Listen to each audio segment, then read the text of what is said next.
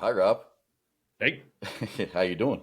I'm all right. How are you doing? I'm doing okay. It's cold over here. Where you at today? How's the weather?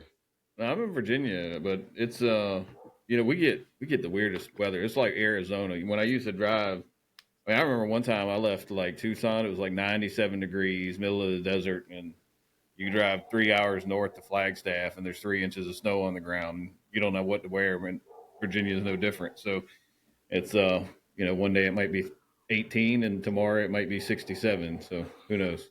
It's like 36 and raining, and we got a polar vortex coming in over the weekend. Yep. And I think my neighbor's dogs are barking. Can you hear that? It's so loud on my end. I can't stop it. Oh, so okay. So let's talk about who you are. So obviously you're Rob Carpenter, the infamous. I actually found you on LinkedIn. Gotcha. So let's talk to the audience about who you are, where you came from. So I started as a truck driver, I don't know, 20 years ago, and came from restaurants before that. I was raised on a farm, so you kind of have like that diesel piece, you know. I mean, you've been around machines growing up and tractors and flatbeds hauling hay, so you kind of have it, you know. Hmm. And then went into restaurants for a little while. I was like, no, this isn't gonna work. So went to went to truck driving school, got the license to go with some experience, and then after I drove over the road for a few years, I ended up going into brokering to learn the business side of it, and then went and ran some businesses, bought a business, sold that business, and then went into PE management. So Now, what's PE management? What's that? private equity. So a lot of times, especially right now, it didn't used to be as popular. I would say, like in the past 10 years, it's gotten to be big. Where a lot of private equity companies they essentially build funds and take people's money to build the fund Yeah, as investors, and then they'll find small trucking companies to buy, and then they'll basically grow and then resell. Um, so the one I worked for also owned Yeti at the time. So like the when they cooler company, originally bought Yeti. Yeti, it was like the Kohler company. Yeah, It was like I think they paid some crazy amount, like 68 million bucks, and then like golly, a few years later they put it on the market for 2 billion bucks. wow. So then everybody in the fund makes money off of it, Uh huh. right? So that's kind of how it works. But a lot of those groups are getting more into transportation, so they'll go around the country buying up trucking companies. Um, I don't think they've been as keen on it in the past 4 years, but usually when there's a slump in the market, that's when one people want to sell and they're willing to sell cheap, and that's when a lot of the PE companies will come in and buy. So Mm. anyway, I worked in that for a while and oversaw like 16 different DOT entities for them, and then left that and went into compliance. So that's kind of how it's flowed. But I still drive, but I don't drive as much for sure. Now, do you drive under your own authority, or do you work for somebody else?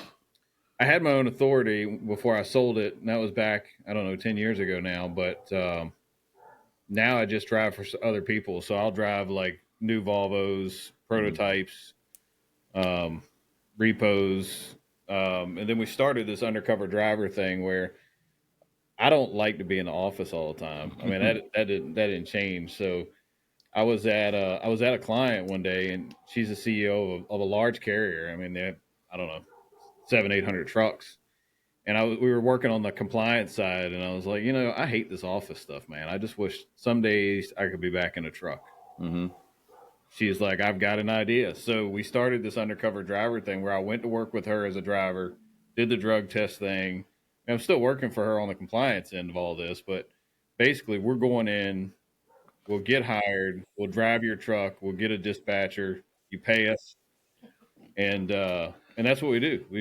We'll go all the way through it. For work for you for 3 days a week or whatever, and then give you a report at the CEO COO level to say, hey, this is where your company's great. This is where drivers like. This is what drivers like about your business, but this is what absolutely sucks about your business. That is maybe why you can't keep drivers. Yeah. Basically you go around and as the undercover driver, you're talking to the other drivers about what they don't like about their Yep. job, and then you report that back to the CEO or to the director or Yep. whoever.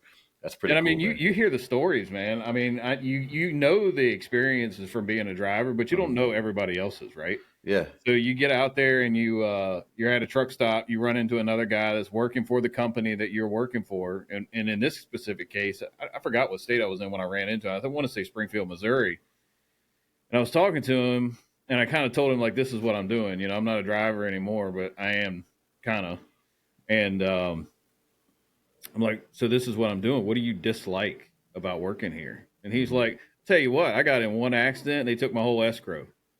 I'm like, what do you mean? He's like, Wow.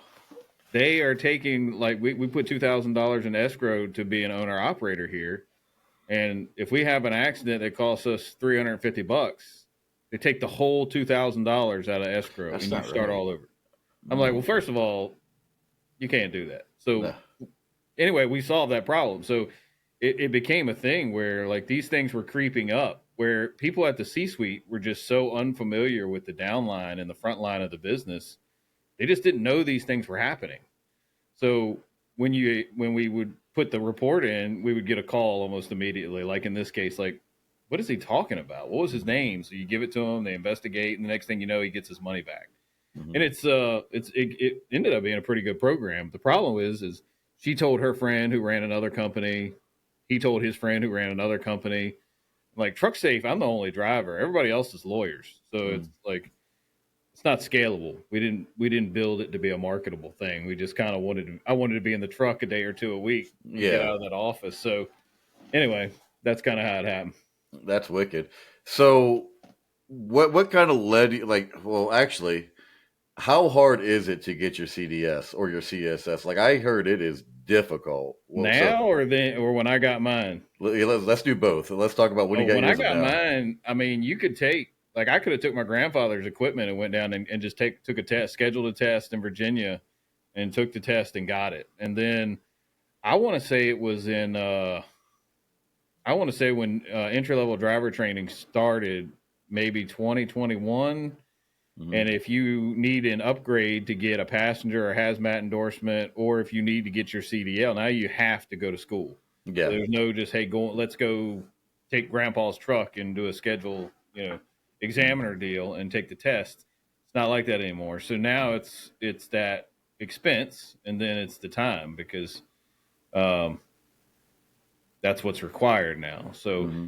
I think the time there's no time piece for the entry level driver training, so that's the kicker. I mean, you've got there's a lot of people out there that complain about some of the Indian driving schools out west that are doing this in one day, and that's behind the wheel, range. There's three parts: behind the wheel, range, and then over the road, and then take the test. And some of these schools out there are doing it in like one day, literally 8 hours, and Hmm. then you've got your entry level driver training, and you're tested and on the road. And then most other ones, though, you're talking 3 or 4 weeks at least. So, and then 5 to 7 thousand, depending on what state you're in. So it can be expensive.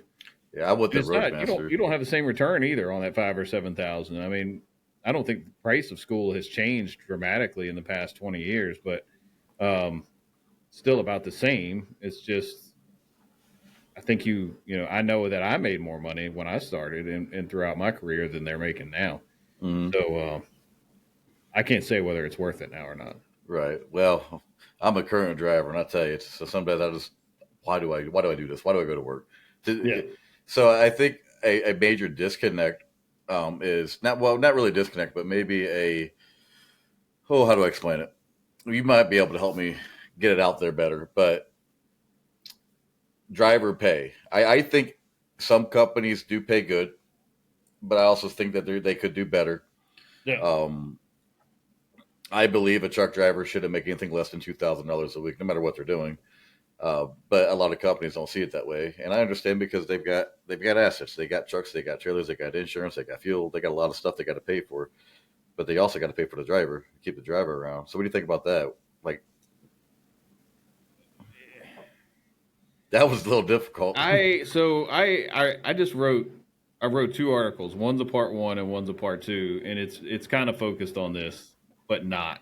Hmm. Um, and I think I think to raise driver pay, you look back in the '60s and '70s where a driver was making let's just say 50 to 60,000 a year. In today's dollars, that would be like 120, $130,000. Driver pay hasn't kept up with inflation. There's no question about that. Everything else has, cost of living has, all the other costs have, all the other jobs have. We've got people getting minimum wage now that's $15 to $20 an hour. And truck drivers' pay has not moved at all. And they're one of 3.5 million people that can drive a truck. Mm-hmm. So if you look at like market driven wage, if you've only got 3.5 million people that can do a task, they should be making, by market standards, a lot more because Mm-hmm. it's a skill that not a lot of people have. Yeah. But that's not what's happened. So one of the things that I did in that article is, first one was, so you want to be a truck driver. It breaks down all the good, all the bad of being a truck driver, and basically how you knew what you were getting into generally when you got into it. You might learn more. You're going to learn a lot from a practical element of like experience, but you're going to learn the little nuanced pieces that maybe you didn't know before you got into it while Mm-hmm. you're in it. But even then, you have to decide, like, do I want to continue to be a truck driver?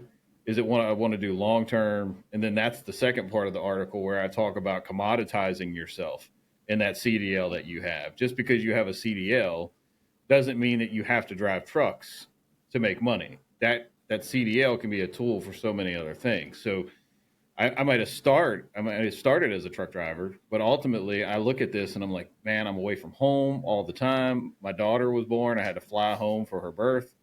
And it's like, is this the life I want to live? And if ultimately that's not really what you want to do, like long-term career driver, but you have a CDL, start looking at other things. Brokering freight. They make great freight brokers. Managing companies. So it's all kinds of different things you can do. You just have to learn insurance, risk control. So you just have to commoditize that CDL if you want to make more money. And a lot of people, I think, are looking at this like, I don't really like truck driving anymore because truck driving has changed so much, and the environment of truck driving has changed so much. I just no longer want to be in it. And even mentor roles are big, right? I mean, Mm-hmm. I know people that are making, $100,000 a year working from home and basically using the CDL and that practical experience of having it, doing something totally different than driving a truck, but it also still has to do with transportation. Mm-hmm. So you're still in that kind of transportation trucking operational realm, but you're not driving a truck. Right. So I think commoditizing that CDL and what you bring to the table, even if that means going and getting a little bit more education on something different, I mean, it can be huge. That's kind of what I'm doing. So I've been driving for 10 years and I don't like it. I want to get out of a truck. I've missed so much of my family and my children growing up. I want out of it, but I Yeah. love the industry, and I found a problem and I made a solution. Well, I think I found a problem and I think I found a solution. We're going to find out at the end of January. So we're going to see if we got some pretty big shakers in the industry interested in it. So Yeah. we're just crossing our fingers here. Um, but it's just flatbed safety. It's something so simple. If you're a driver in the industry, find a problem and create a solution. And even if somebody's already created a solution, you might be able to create a solution 10 times better, but you don't know if you don't try it. But I think a lot of drivers just scared of like the what ifs. So like driving for 5 or 6 years, like this is all they know. They're afraid that if they get out of a truck, they're not going to make as much money. And then they can't grow with a company. I think a lot of it's the like the what ifs and being scared of change for a lot of truck drivers. What do you think? Yeah. So I'll tell you a good thing about this flatbed thing. I mean, I think you're on the right track for sure.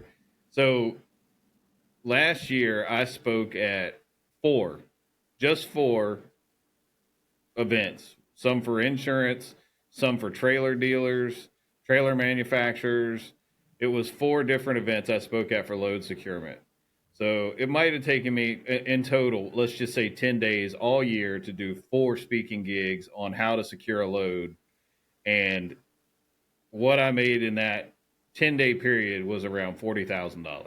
Mm-hmm. So it's like you're taking the knowledge from the practical element of being able to run flatbed and just turning it into an educational moment where you're standing up there for literally maybe 2 hours talking about, hey, this is a binder. Hey, this is a chain. This is the grade of said chain. And it's the most basic stuff, but Yeah. like it blows people's mind how little people know about load securement, especially from like heavy haul flatbed. If you start getting into that stuff, I mean, you could easily make six figures just going and talking about those things. And there's so many companies that just don't care about the training. It's just a body in the seat, get on the road. That's it. And drivers they're getting killed. Not just the truck drivers, but the traveling public.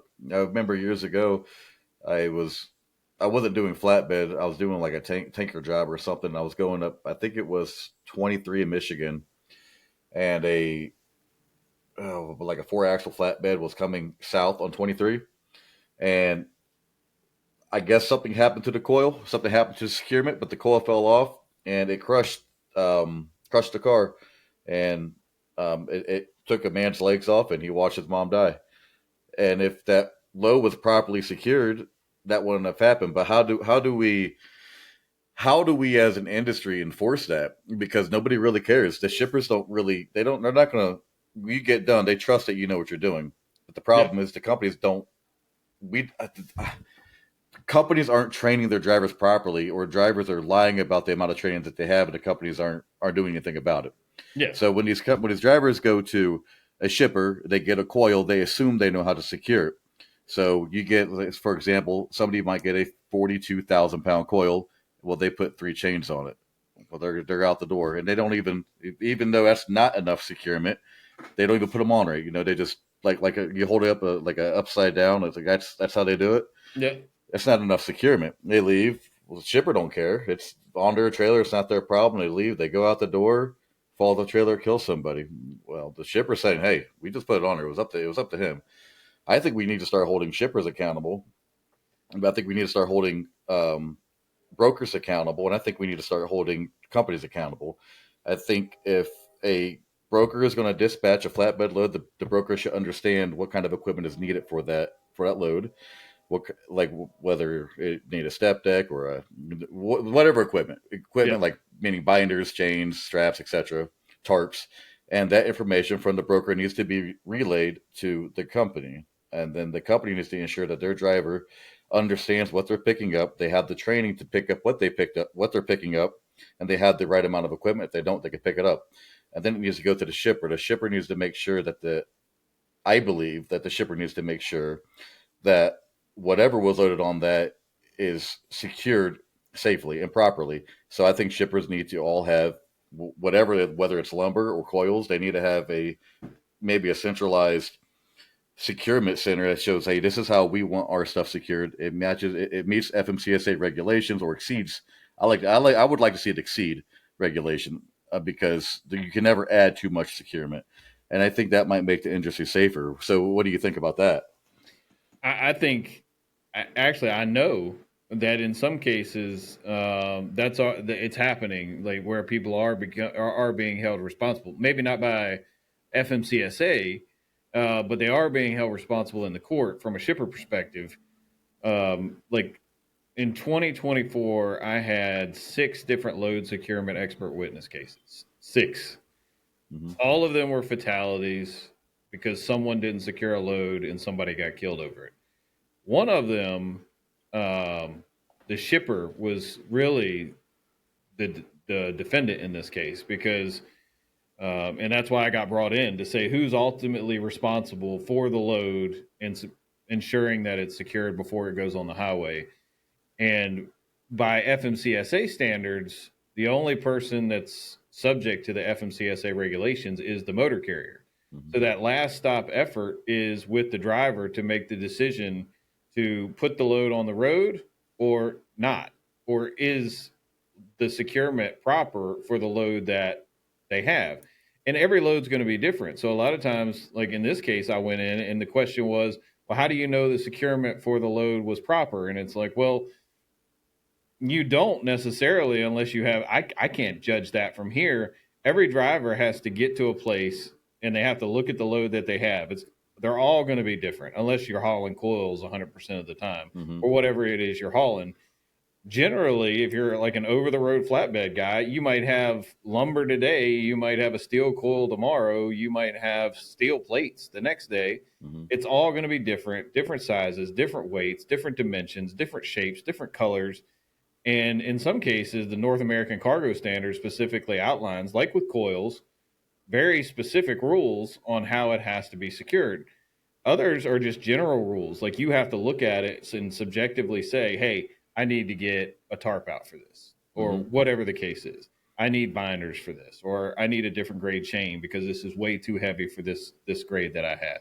Mm-hmm. So the driver has to be knowledgeable enough in this. And some of that goes back to the motor carrier to say, how are you verifying the experience of this driver and the knowledge base of this driver to make sure that he can even do this task? Because one of the arguments that I've had in our industry is we have endorsements for some of the dumbest crap, like passenger endorsement. I have passenger endorsement, and there's nothing in there that's like, oh, mind blowing knowledge, that's different or that differs from just general common sense. Load securement has some very technical knowledge to it. And if there's ever something that needs an endorsement, it's load securement. If you're hauling coils, Absolutely. you need a load securement coil endorsement. Mm-hmm. Something that at least shows that I know the North American Cargo Standard specifics to securing a coil. Mm-hmm. And that's kind of the way I've looked at it. But what's happening in a lot of court cases, we don't have that obviously, but in court cases, what's happening in a highway accident litigation is they're bringing shippers into this now. And they're saying, hey, you hired this carrier to transport this steel plate that fell off and went through my client's face and cut his head in half. He's dead. His family wants to be compensated for your mishap. Mm-hmm. Well, the shipper's saying, well, that's not our fault. All we did was load it. It's not our job to secure it. The carrier's like, well, you loaded it. Yeah, we were supposed to secure it, but you should have packaged it better. So that's on you. And it's like, it's everybody's fault. This was a total drop the ball across the board, right? Mm-hmm. But at the end of the day, the way the laws work, not in terms of court, but in terms of FMCSA regulations, it's like FMCSA says the carrier is responsible for the load, not the shipper. Mm-hmm.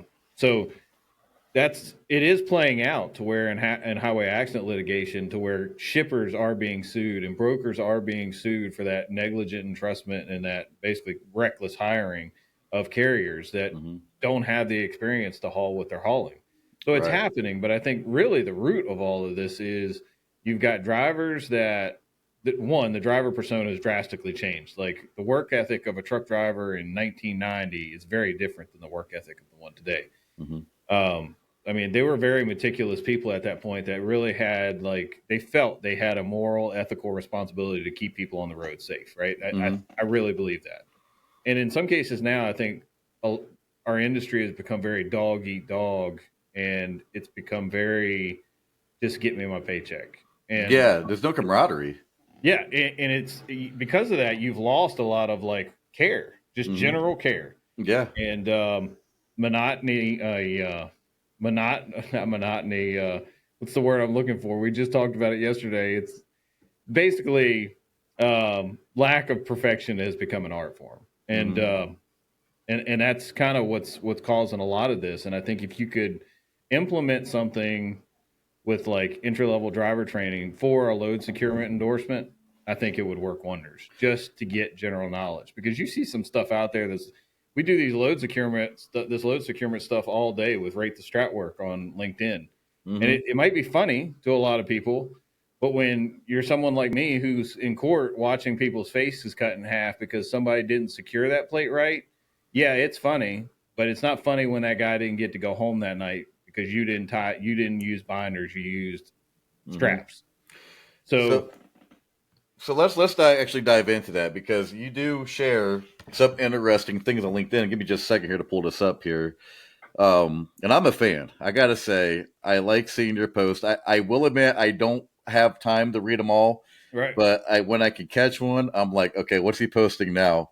So I can't wait for your name to come up on my feed. So you got let's see here. I'm I gonna did have to one edit a today. I think it's pause. a Mazda, the Mazda with all the lumber hanging out the back of the station wagon. I mean, it's some crazy stuff, dude. So FSSG, we talk about that. Like everybody thinks like it's just we just want to help people learn how to secure loads on flat. No, it's like anything. And obviously, you're not securing lumber on a Mazda. And if you came to FSSG, if you needed to come to FSSG, I guess we could tell you that. Right. But you know, it's not just lumber. Where in the heck? But I mean, Dooner puts a lot of good ones on there. I mean, I get a lot of my. I mean, a lot of people send them to me. I get some of them from Reddit. Obviously, Mhm. I'm still in a lot of driver groups on Facebook, so I get a lot of that stuff. And I just download it and then kind of put like rules and regs to it to say, hey, it might look funny, but when you're missing half your face, it's not funny anymore. And Right. and just people kind of caught on to it. So to add to that, when FSSG started, oh, let's see. I want to say it was 2.5 or 3 years ago when I had the idea. I was looking to see if anything else existed, and nothing existed to the extent that I wanted to take it, Yeah. except for one thing called Secure Your Load. Are you familiar with Robin No. Bell? So, Secure Your Load is a nonprofit organization founded by Robin Bell and her daughter. I'm not going to mention her daughter's name, but her daughter was involved in an accident from an unsecured load. I believe it was a piece of OSB board or wood that came off the trailer, and it smacked her, and it caused life altering injuries. And I believe she might still be affected to this day. In fact, I gotta have a meeting with her sometime. Just she wants to talk with me um, here in January, I believe. But I was talking with her about it, and it just goes to show that maybe we can change it. I guess Robin Bell was. I guess she only got so far with it, and I told her like, look, I'm gonna push. I'm gonna push to make flatbed safety securement a priority out here, and I think I'm doing a good job. I know I'm bouncing all over the place here. I just got so much on my mind. No, no, no. I get it. Um, but I think I'm onto something good here, and I think it's gonna make others aware in the industry that it's needed. Now, I don't know what the success rate of the ITF is going to be. I don't know, but I'm hoping that regardless of that, if it's success rate, I'm hoping that it brings light to what's needed in transportation right now, and that's more emphasis on safety and flatbed training. We need it. You quit hiring drivers, putting them behind the wheel. But let's go back to your LinkedIn profile and some of the posts that you put on there. So like the share the road and rate the strap work or something like. I think Dooner does that. Um, but tell me some of your favorite videos that you post on there. Oh my gosh, man. Recs are always good. I mean, because you can learn a lot from Recs. I mean, rate the strap work is good because again, it focuses on a pretty deadly aspect of life on the highway, Mm-hmm.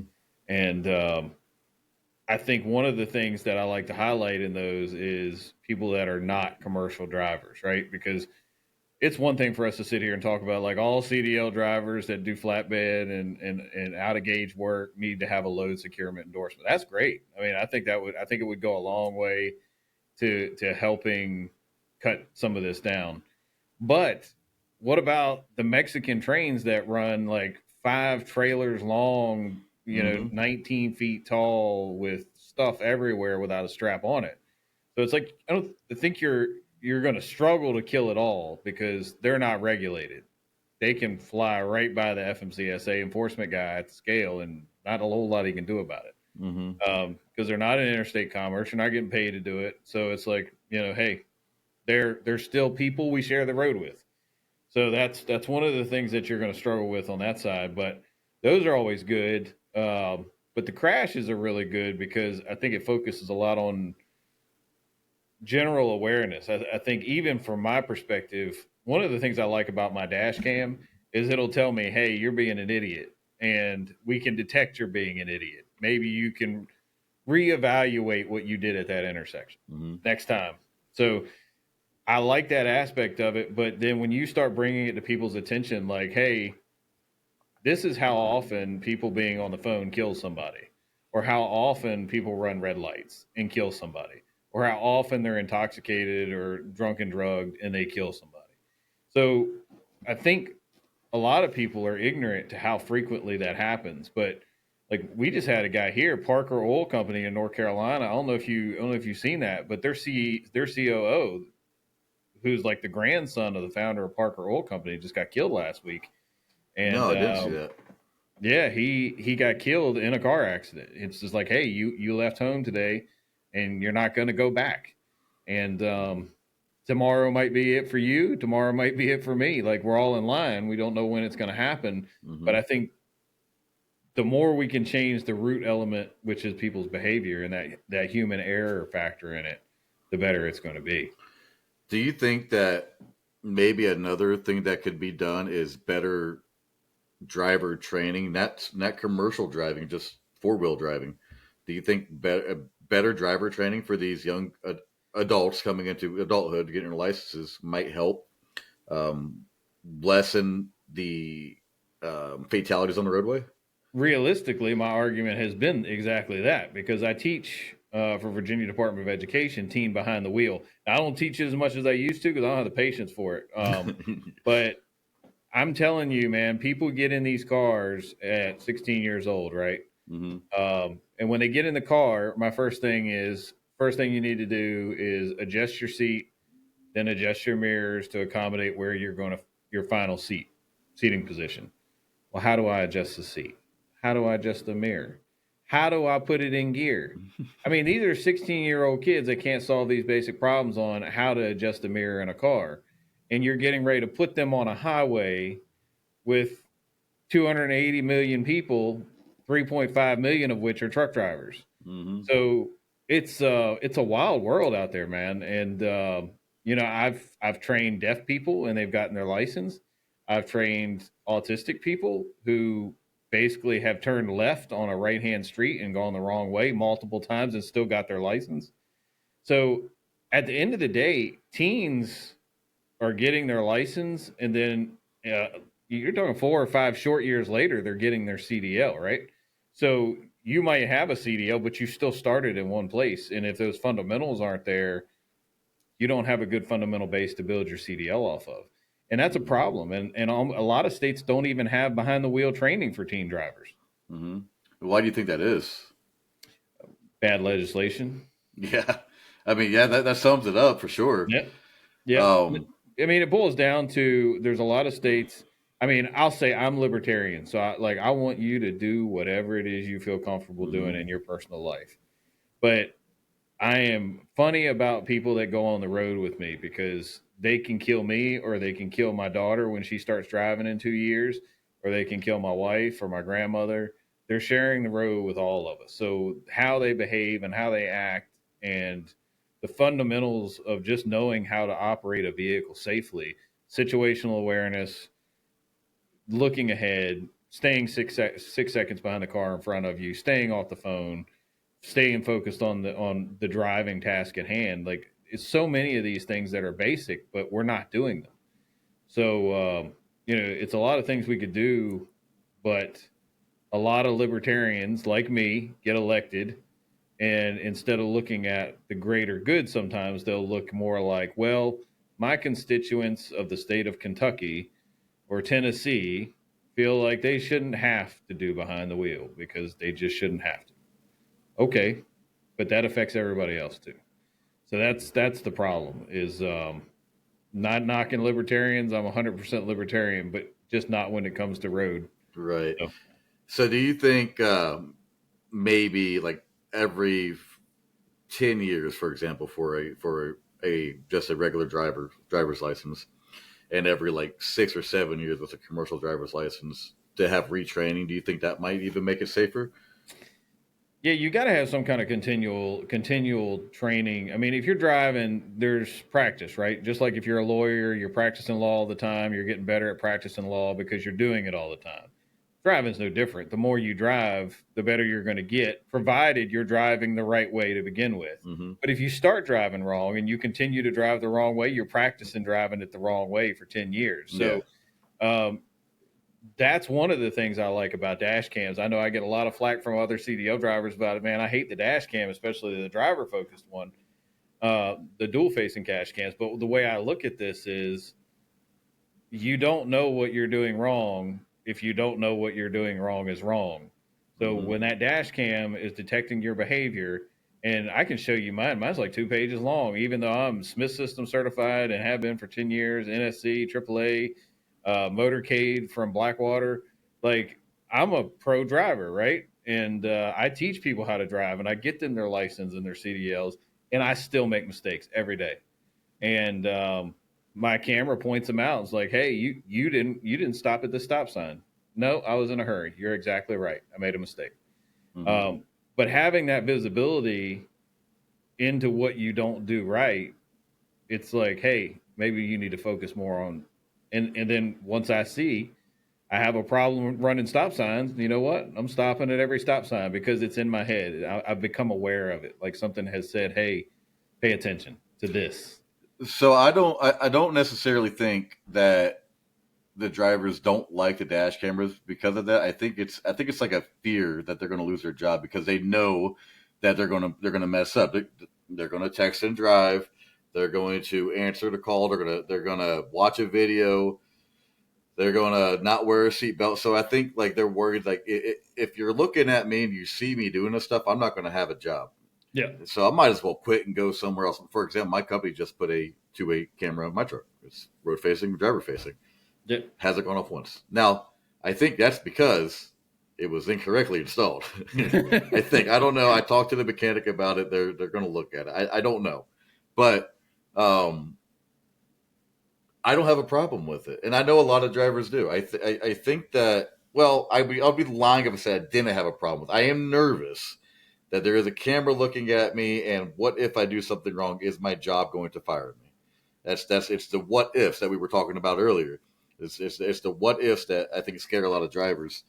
When in reality, all they have to do is obey the law. Well, I wrote a book on this for this purpose. It's called Coach Not Cop. And it's called what? Called Coach Not Cop. And the whole purpose of that book is really focused for fleet management to understand that. I mean, there's a lot of hard-fisted carriers out there. Like, I mean, Cisco is known to be one. Like, you don't have your seatbelt on, you're caught without a seatbelt, you don't have a job anymore. Yep, which is insane to me. But I think I understand accountability is king. I have no doubt from owning a business, like, you have to emphasize that foolishness will not be tolerated. Mm-hmm. But you can do that and still be more coach, not cop. I mean, there's a way to go about it and say, hey, I saw you were on the phone. Let's talk about, like, why this is wrong, what it can cost you, what it can cost us. And then let's talk about what our policies are. All right. Well, that's one time. Well, maybe 2 times and 3 times. Then after the 3rd time, maybe you get it written up. And then the 4th time, you're gone. That's coach, not cop. That's something that says, hey, you're emphasizing performance improvement over time. So I'm not expecting you to be perfect, but I'm expecting you to improve. Mm-hmm. So if you don't improve, then accountability becomes king for sure. Yeah. But I'm 100% like, hey, fleets need to understand that drivers live in these trucks. They have lives, they have families, they're going to get phone calls, they're going to have issues, they're going to forget. If you spend 11 hours a day behind a wheel, I promise you, you're going to get mentally distracted at some point and roll past the stop sign. You're going to do something that's going to be a mistake. We're all going to make them. You're probably going to touch your phone. Yeah. You can't. I mean, companies that it's just not good culture. Like, if you want to have a good culture where drivers accept these things, coach, not cop. You don't have to have the iron fist all the time. Yeah, don't use the camera essentially as the Terminator. That's it. I want to catch you doing something, and as soon as I catch you doing it, you're out the door. That's it. Don't do that. I mean, like I said, Cisco is one that's famous for like what I think is relatively small things that could definitely be coached. And other ones are more like, well, if you're on the phone, you're fired. Which I'm still coach, not cop, no matter what. But at some point, you do accountability, but start with coach. Right, for sure. So let's backstep here. I asked you earlier. I think you misunderstood CDS for CDL.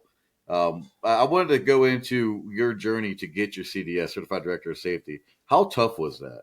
And what could, if somebody, let's say for instance, I wanted to go in to get my CDS, what kind of challenges do you think I would face getting that?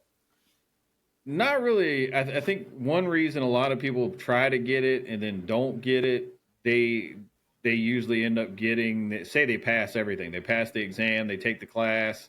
They have don't have enough experience. They'll still get what's called a CCS. No, CSS. Yeah, Sorry, CSS. and then they can basically upgrade it later once they have the experience piece. But so I went and got it because what you'll find if you go on Indeed or whatever, you put in certified director of safety or CDS, or like Walmart's looking for them, Amazon's, a lot of big companies look for it. So I went and did it. This is probably 10 years ago now. The first time I've renewed it a bunch of times since, but um, just took the 2 day class. It's not expensive. Probably the best $1,200, $1,300 I ever spent. Um, did the class, had the experience, put the exhibit together. The exhibit's the biggest part because if it's not right, they send it back, and then you got to mail it back. And if it's not right, you got to mail it back again. But I think they've gone to electronic exhibits now. So, um, What's an exhibit for those who are listening and me so because I don't know what that is. let me see that red binder right there on that third shelf behind me on the right. Yeah, That's my exhibit. the So one that says NATME. it's yeah, it's like 2 inches thick. It's got your degrees, certifications, continuing education, a high school diploma, all that stuff in there. Basically, it's an exhibit of like, it's a portfolio. Basically, this is my life. This is my professional career. Mm-hmm. These are instances where I can show I've improved other businesses, proof of experience, recommendations. That's all that is. It's just, hey, Rob is great. That's Mm-hmm. all that's in that red book. And then once all that pans out, they check it, and then you get it. And then I went back and got my certified director of maintenance and equipment, and then I went and took the CDT stuff in Denver at NATME, What's certified director, CDT? certified driver trainer, and then I just never What? did the rest of it. Never finished the exhibit. So Man, I could, I just don't. I didn't. So I didn't know that was out there. The certified director of or certified driver certified trainer. driver trainer. That is cool. I think Roadmaster needs those. Yeah. Well, Walmart has a ton of them. Like Really? if you're a trainer at Walmart, you're a CDT pretty much. Wow, that's got to pay good being a CDT. So NATME, for those who are interested in achieving their getting their CSS or their CDS or their CDME or their CDT or anything that NATME offers, um, kind of what do they have to have prior to applying experience wise? You've got to have. I want to say it's 5 years experience with oversight managing a program. You've got to be able to show that you running the program was beneficial and you didn't run it into the ground and put somebody out of service. Mm-hmm. You've got to have some education, high school diploma, etc. All that goes in the binder. You've got to have, I think, 3 to 5 recommendations. Some of them have to be like employers, etc. Um, and then you can get mentors. Like I mentor people on putting these exhibits together because you don't want to have to do it twice. And Mm-hmm. basically, it's got to be in a specific order, etc. And it's got to be complete. So Mm-hmm. really, it's the education factor and the experience factor. And the only thing for me, I did not learn a whole lot when I went to take the CDS class. Mm-hmm. I think if you're getting a CDS and you're taking that CDS class, you're more or less doing it to get the piece of paper because at that point you already should have the experience required to be a CDS.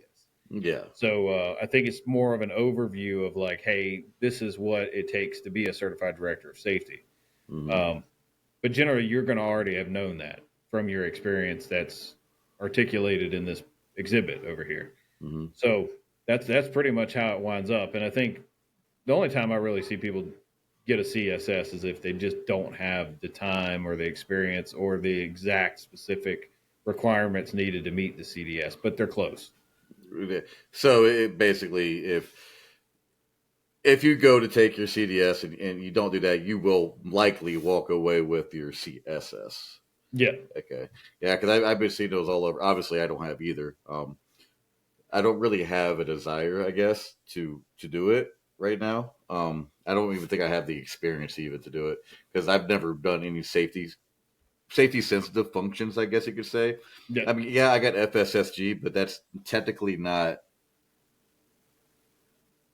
in the I industry got yet. when I got mine because I had run my company and other companies from an operations perspective, not because I was necessarily like the safety director, right? So I Hmm. had owned a company, and part of owning my company, I had to build out a safety program and put procedures, policies, workflows in place to make sure that the system, I mean, the company was run right and that it was safe. So I used my experience at my company, my experience running a couple other companies, and that's how I got it. Hmm. That is fascinating. So let's change gears here.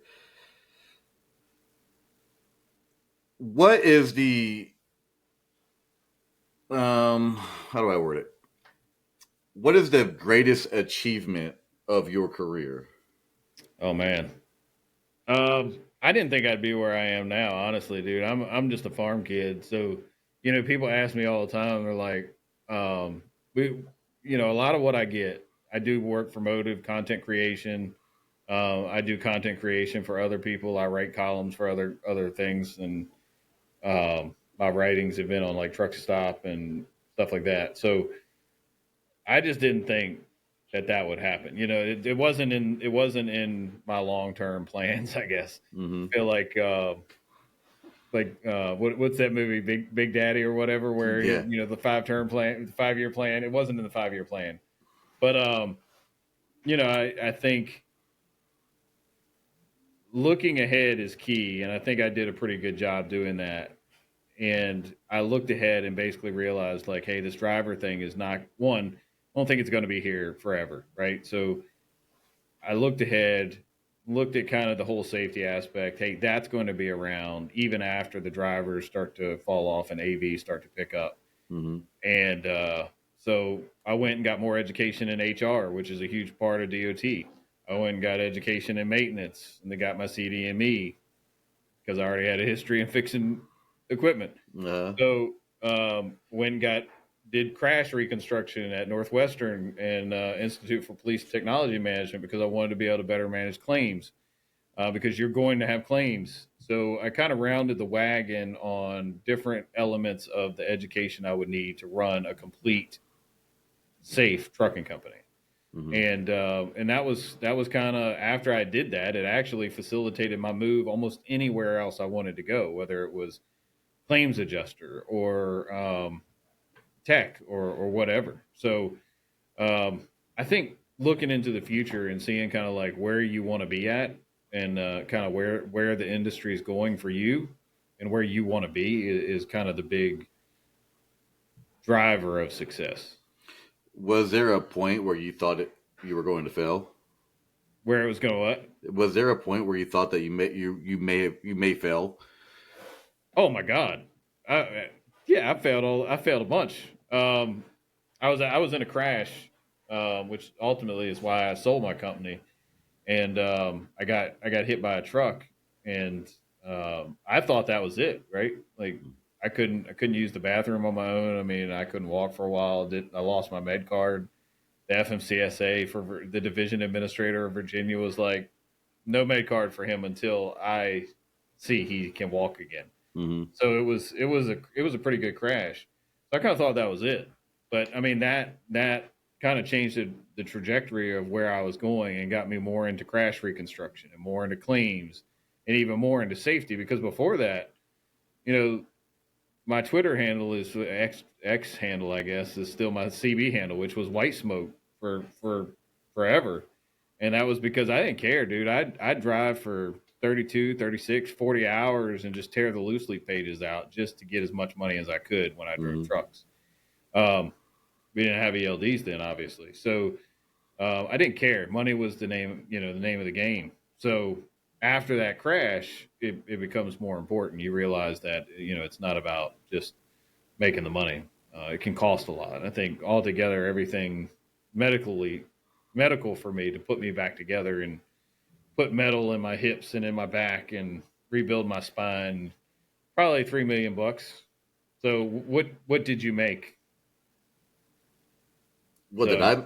Oh yeah, yeah. Um, let's dive into medical actually. So, what do you think about the current, the way that medical cards are set up right now? You got the 6 months. Well, I think was it what's the lowest it goes? 3 months for yeah, a you med get card. 30 days. You 30 get 30 day med days. card. You get 3 months, 6 months, 12 months, and 24 months. Okay. What do you feel about the way that's currently set up? Do you think that that could change or be I don't worked see on? that changing. I think they could do a lot more with it. I'd like one of the things that I encourage carriers to do from a policy perspective is create policies that require a 1 year minimum. Mm-hmm. And there's different nuances to these policies that you have to make sure you build in because there's other things to consider like ADA, being ADA compliant and generally labor compliant. So you can't just say, hey, if you can't medically qualify with more than a year, you can't work here.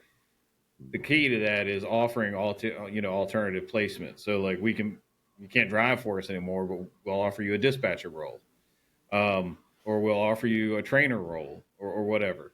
So generally, I'll build those policies out that way to where you have to have the 1 year. And now that used to weed out diabetics as well, but not anymore because now you can get a 1 year with diabetes. So, Mm-hmm. um, but that's kind of how I weed that out. But I have an issue on the medical side because I can give you video after video. Some of my drivers dying behind the wheel, just like driving. He's chewing his gum. He chews once. He doesn't chew anymore, and then he's gone, just like that, like Mm-hmm. blink of an eye. And That's a the issue that scary we had, reality. huh? That's a scary reality for truck drivers. We It don't. is like you could tell you could tell like something he knew something happened. He stops chewing like hey something's wrong, but he doesn't like oh agony. It's just he completely all of a sudden goes blank.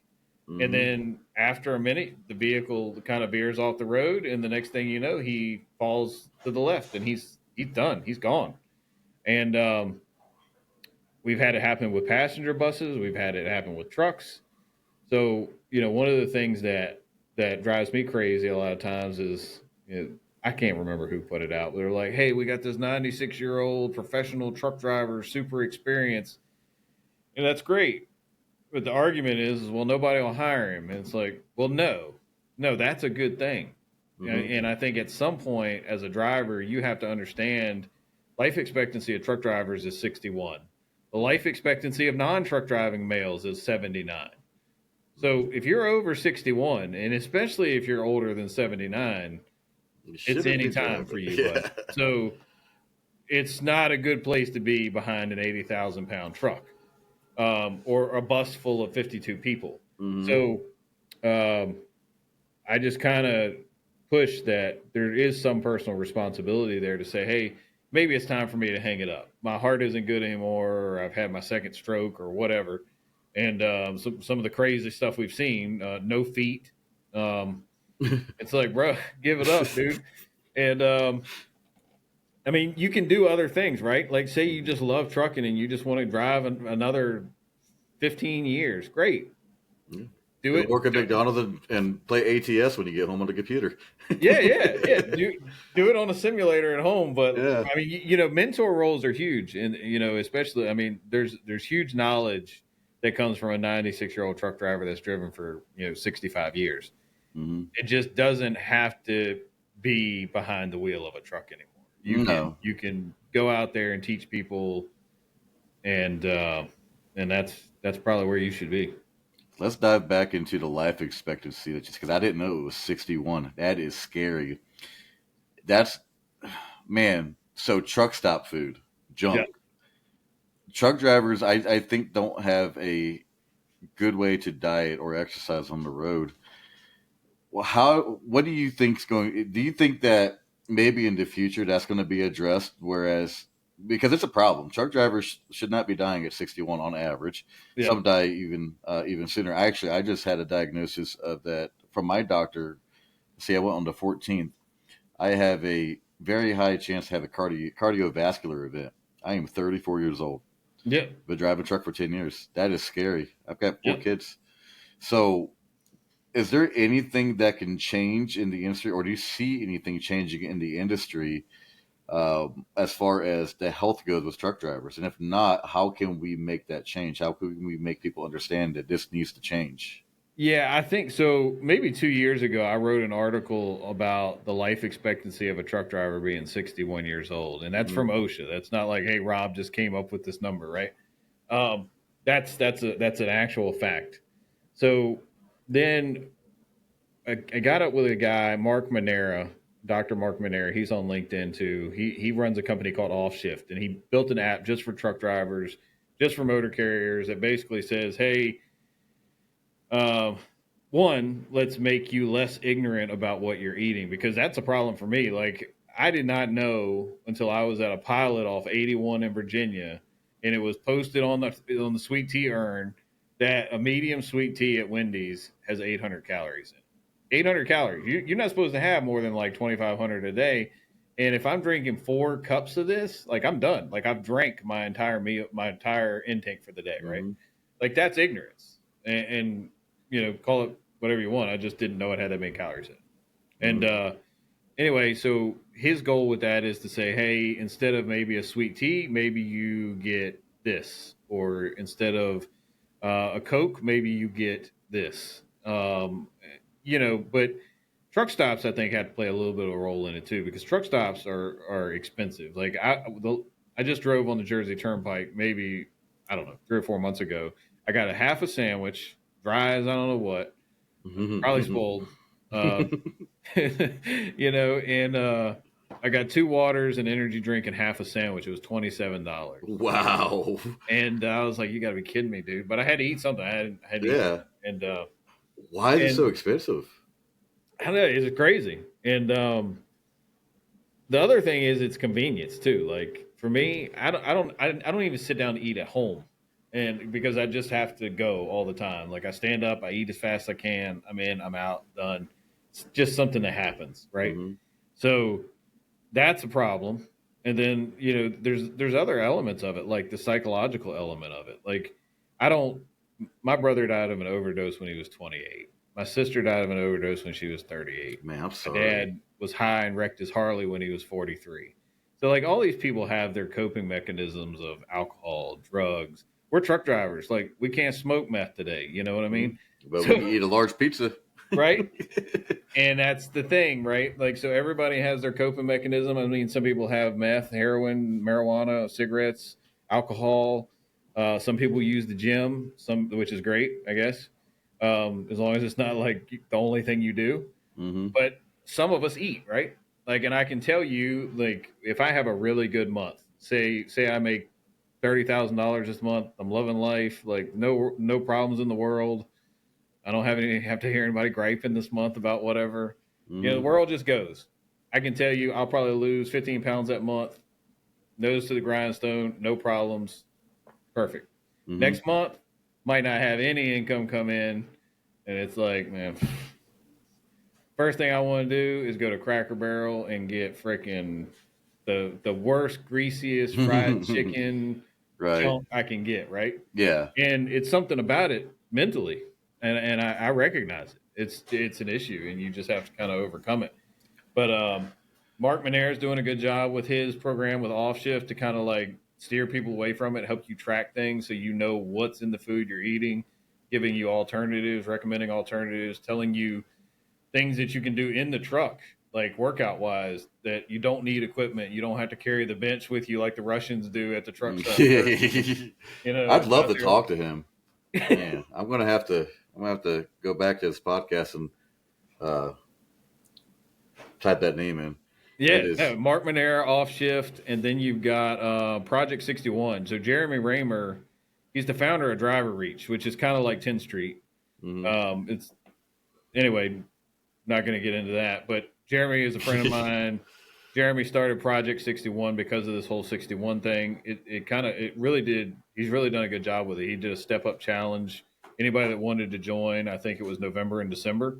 Mm-hmm. and it just tracked your steps, and you competed against other truck drivers in the industry to see who had more steps. And it's really Right. just to focus on, like, if you're at the truck stop, go out there and walk around the whole truck stop 2 laps, and I guarantee you'll have at least 5,000 steps. And That's just doing, important. yeah, dude. I Mm-hmm. started doing it, and I went from so when I went into truck driving, I was 220. When I got out of truck driving full time, I was 300, and then I ended up getting down to, like, I don't know, 260, 220, something like that. But that's how I did it, just walking. Like, get bored, I'd go walk. So anyway, that the biggest thing is kind of how I look at it is, if I'm going to do a lot of work, like I might go dig a driveway later. Mm-hmm. I'm going to eat something today. Yeah. If I'm not doing any activity today, I do not need 5,000 calories. No. So that's kind of how I look at it. So let's talk about a big topic. Well, for some, marijuana. Yeah. So the FMCSA, the clearinghouse, they made an announcement that they were talking about going down to 25%, but then the findings were that it wasn't going to make a difference, and they stayed at 50%. Do you think in the future that the federal government, or the FMCSA rather, will allow the use of medicinal or recreational marijuana in the trucking industry? I don't think so. And we put it in policies all the time. Like, yes, we understand that recreational marijuana or marijuana in general is legal in some states, Mm-hmm. especially if we've got fleets in Colorado, et cetera, because I mean, Colorado especially is bad, but you can get high walking through Denver. So Just walking through. yeah. And What's the smell? it's like everywhere in Denver, there's a Voodoo Donuts in Denver, right? They Mm-hmm. put Voodoo Donuts next to every pot dispensary in Denver. So, like, you go buy your pot, and then you That's can go right clever. next door and get your donuts. It's a good idea. But anyway, our idea in these policies is, yes, we understand it's legal, but it's not legal for safety sensitive functions. So if you're an airline pilot, if you're a train operator, if you're a rail conductor, if you're a bus driver, still not going to be legal for you. So Oh, absolutely. I agree. I'm concerned that I was concerned, and not so much recently, but I was concerned when they lowered that, when they were talking about lowering the clearinghouse, or not, was it the clearing? It was the drug testing rate, right? The 25%. I was worried if they went through with that, how many drivers are going to start picking up the bong and start ripping the water. I was worried. So when they came out and said we're gonna keep it at 50%, I was like, whoo, I'm not gonna drive next to somebody who's stoned going down the highway. where it's really going to cause drivers, a lot of people were talking like 170,000 CDL drivers are going to lose their license in November, and they did, because if they were in a prohibited status and they didn't rectify that, then they were out. Licensing agencies took their CDL away or downgraded them. But I mean, ultimately, that's not like just, hey, we did it because somebody. I mean, you failed a drug test. You got an other than negative drug test. So I mean, it didn't affect everybody. It affected the people it needed to affect. Well, there was a lot of clickbait out there about that. But one of the things that I think everybody's driving home now and trying to get past is hair testing, hair follicle versus urine. Right now, urine's the only applicable test that matters for DOT, but they're trying to get people to take on hair follicle. Now, we have some big clients, big carriers. I mean, thousands of vehicles that are doing hair follicle right now. And one of them in Texas, when they first started doing it, they're one of the biggest fuel haulers in the West. When they started doing it, they did a trial, and 17 people failed hair follicle testing. And when they all 17 did urine, well, I think all right, we had 20 drivers. They all tested urine, they all tested hair. 17 failed the drug test for hair follicle, only 2 failed the urine tests. Mm-hmm. So there's a lot of people that are taking drug tests on the urine side that it's not detecting. Whereas if they're taking hair follicle testing, it's detecting it. The problem is with that is hair follicle testing isn't, I mean, unless it's a policy driven issue where you're going to terminate them for that, you can't do anything with it. You can't report it to the clearinghouse. So, right. Because what do you do? You don't know when they did. Well, you would know when they did it, but like they might have done it 3 years ago prior to that job. So it Well, the wouldn't make a problem with difference. reporting it to clearinghouse is the only thing you can report to clearinghouse is alcohol and urine. So any other testing that you do, so say you have a policy internally that allows you to test non-DOT, your oral fluid and hair, Mm-hmm. that's a policy regulated test, not a regulation regulated test. Right. So the result might lead to a termination, but it's not good. You can't put the results in the clearinghouse, so it doesn't Right. affect their driver's license. Right. Well, Rob, I'll tell you what, man, this has been a great chat, man. I hope I can get you back on here in the future. Yeah, no, we'll be around. Yeah, for sure. So we're gonna wrap it up. Do you have anything you want to finish off saying? Got anything that you're coming out with? Talk about your book, maybe. Oh no, I got a couple books, like how to not get sued, how to survive being sued, how to coach your drivers, not be a dictator of your drivers. Mm-hmm. Those are all out there. I'm working on it. I was hoping to have it out last month, and I still don't have it 100% edited yet. And it's a book on truck driver criminals. Like the FBI did a report and a study that showed something like 80% of serial killers had some tie in some way to truck driving. That is insane. Yeah. So the book that I'm coming out with has got a lot to do with that study. It's got a lot to do with other trucker crime too. So There's got to be connection to that and just the monotony of being behind the wheel for that long. It's got to drive some people to the point of being a serial killer. Maybe that's. I mean, that's.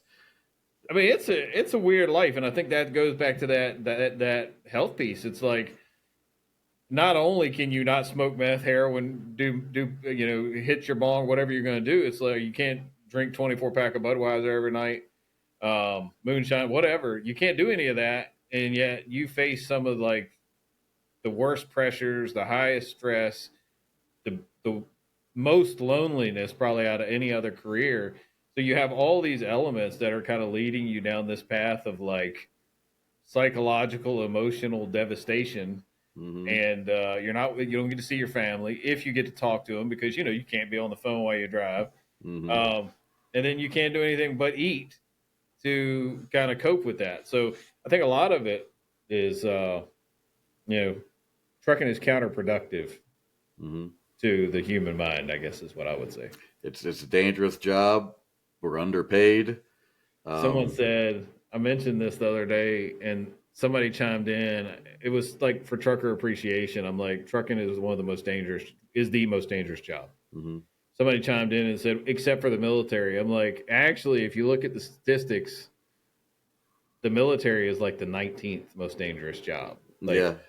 You're far more likely to die in a truck than you are in the military. They said you have a better chance of getting shot in the United States, shot and killed in the United States than you do getting shot and killed in a deployed zone. I don't know what it's called, but being deployed overseas. So you have a better chance to get killed in the U.S. than you do overseas.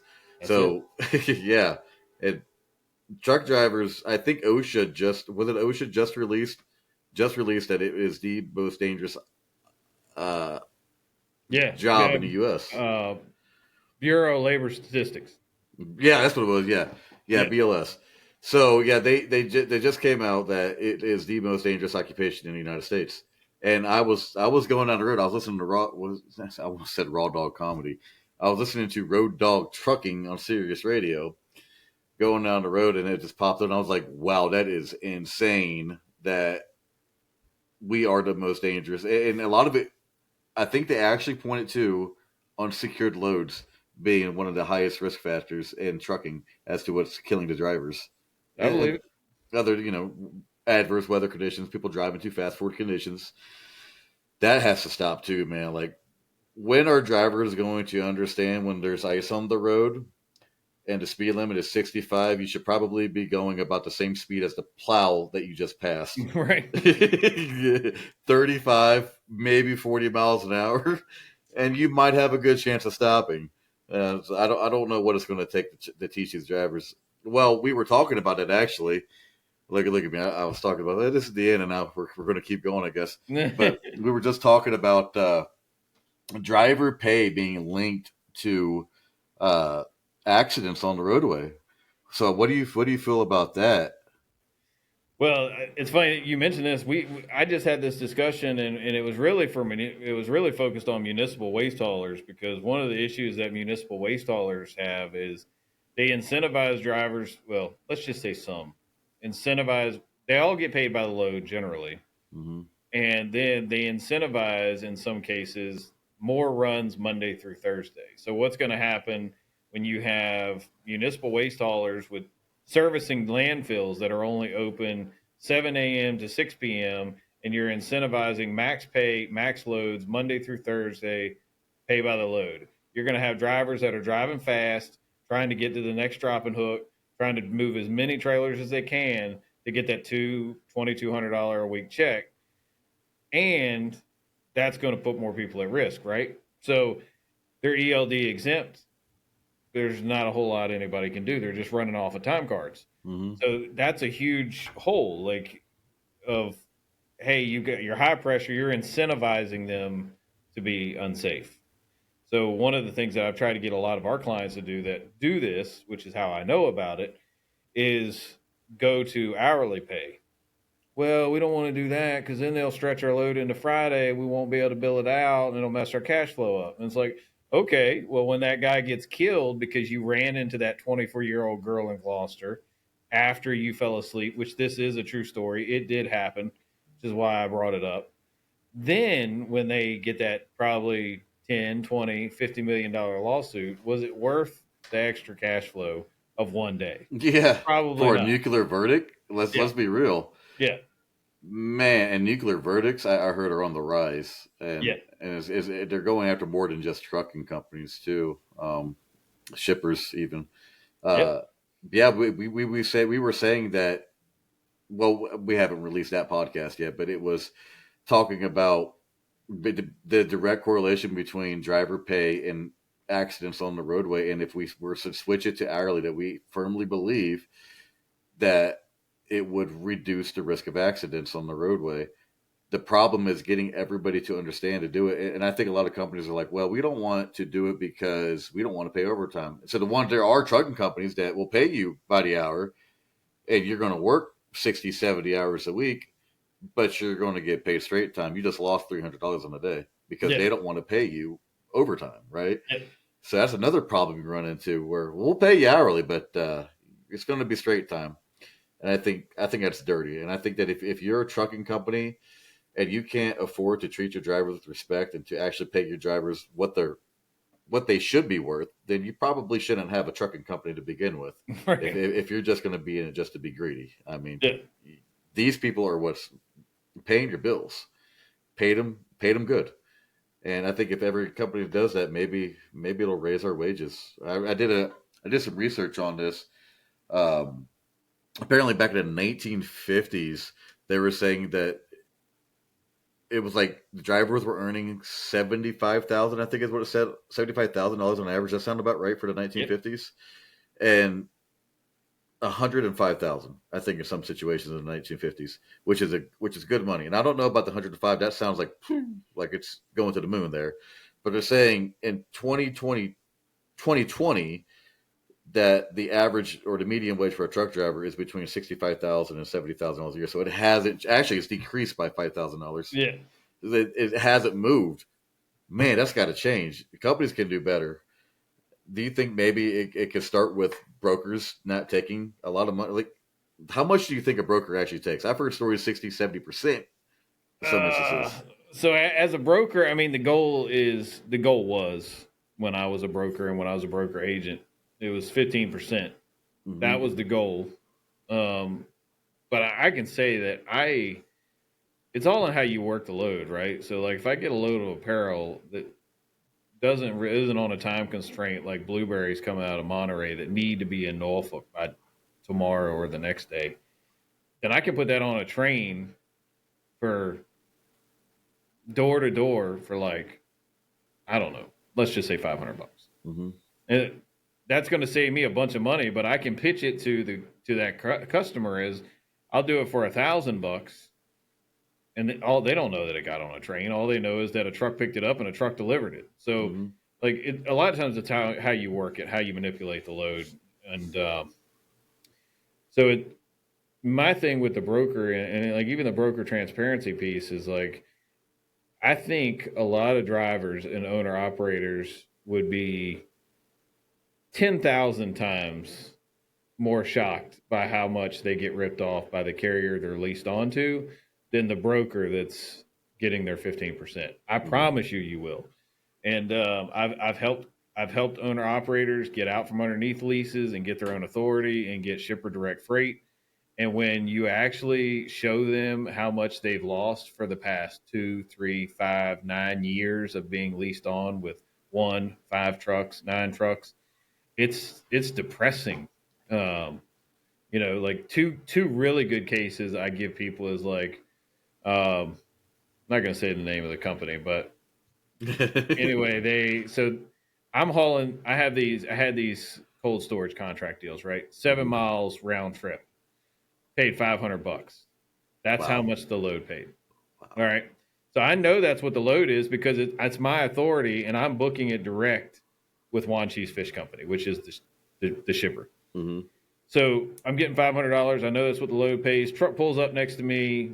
Oh, ratty thing. I mean, I don't know how I made it. But anyway, he pulls up. Russian dude gets out. We're talking. He's like, $75. This is great work for 7 miles. I'm like, dude, you are getting so shafted. You are getting so shafted, bro. Yeah. And I mean, he's having to pay everything. I mean, fuel, all of it, except they're basically letting him put a magnet on their door and finding him freight. They're getting the same thing I'm getting, $500, and they're giving him $75. Now, to him, $75 for 7 miles is incredible money, right? Like that's $10 a mile, $11 a mile, or whatever.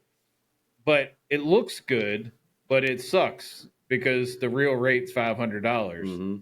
So that's where the carriers are getting people, and I think so many people miss that piece of it.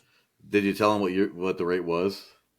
No, I didn't want to. He would have left. I didn't want to break his heart, but there's another guy. He had 5 trucks leased on to. I'll tell you this one. He had them leased on to Cowan Systems for 9 years, and he knew how to drive. He knew how to fix trucks, but he did not know the business aspect of it. So he's running from Norfolk, Virginia. He's running a container up to Dublin, running an import to Dublin, running an export back, loaded both ways, getting like $1,400 round trip. Now, most people would say just like the $75. That's good money. Not terrible money, right? For 9 years, he did this and he made money. That load actually paid like $3,000. And the reason is because they were actually getting paid both trips. They were only paying him for one of those trips. So for 9 years with 4 trucks, he lost like a crap load of money. And these people, when they realize this and you break it down to them, they're like, oh my God. So what I did was I got him hooked up with the shipper there in Dublin. I got him his own authority, got him with did all the Virginia SEC paperwork, got him incorporated, got him a SCAT code, got him up with this same shipper in Dublin running the same freight, import, export, and he tripled his money. And then he went from driving a bunch of junk for 9 years to owning his own company. And instead of freaking 5 trucks, he's got 25 brand new Volvos that he's pumping out cash like crazy. That is awesome, man. So people just don't realize, like, everybody talks about brokers. They're killing us. And it's like, the problem I think is like, for me, when I was a driver, before I was a broker agent, before I was a broker, I was programmed to think, hey, brokers are not my friend. Yeah, they're ripping me off. Brokers are the ones that's shafting us. And then when you actually get on the broker side and you see how this works, and then you get on the carrier side of owning a fleet and you see how larger carriers are shafting these owner operators that are leasing onto them and they don't even know it, I can tell you the biggest harm to an owner operator is the carrier they lease onto, not the broker. 1,000%. Wow. Hey, man, this was a good conversation. We're going to go ahead and wrap it up. We got another podcast to get to in about 20 minutes. All right. So, hey, man, I appreciate you coming on here. Is there anything you want to end the podcast with? I don't think so. Just don't tear anything up. Make sure you secure your load. Yeah, secure your load, man. All right, man. We'll see you next time. Bye.